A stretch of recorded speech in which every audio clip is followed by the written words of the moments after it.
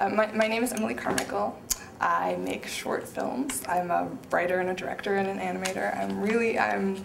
But I'm sort of broadly interested in working in sort of all media and collaborating with people on different things. Like, that's My Majesty is about a fairy princess who is in New York City looking for this woman who is destined to be the queen of her people.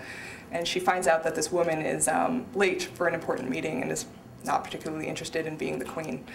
So the movie is about the hijinks that then ensue. I was really interested by the idea of this character who would be like offered this like magical kingdom and would say no thank you, you know, because I'm not that person, because I spent so much of my childhood just like praying for like the dimensional rift to like finally open, if there'd be like, you know, this like beautiful woman like giving me this message that I'm like the only one that can save their kingdom or whatever. So the idea that somebody could be like, no, like my job honestly is going really great, romance stuff all working out for me. I hope that you find another fairy queen. So I don't know, that idea just sort of like captured my heart and captured my imagination. Also, I thought it would be really funny.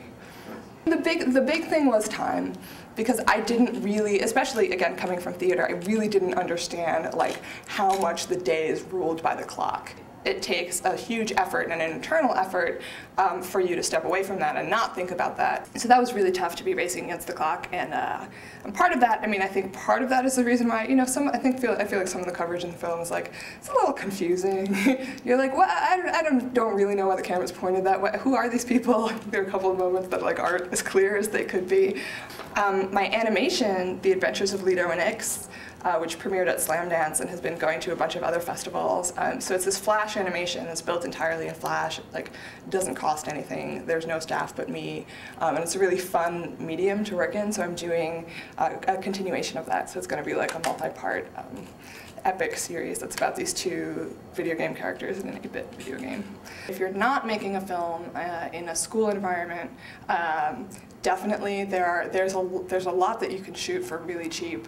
I mean, this movie, like outside of equipment, like we paid for practically nothing. We shot outdoors in natural light. We had a bounce board, which we didn't even use because like I think we didn't have anybody who was free to like hold the bounce board. So there's a ton of stuff that you can do. If you've never made a film before, the first thing that you do should be the thing that you can make as soon as possible. The thing that like, you know, that you can shoot in your office on the weekends. You should shoot that thing first, because if you spend a lot of money and you spend a lot of time in pre-production and you've never made a film before, you know, you might end up with a disaster on your hands when you could have waited and gotten the experience and then made that beautiful film.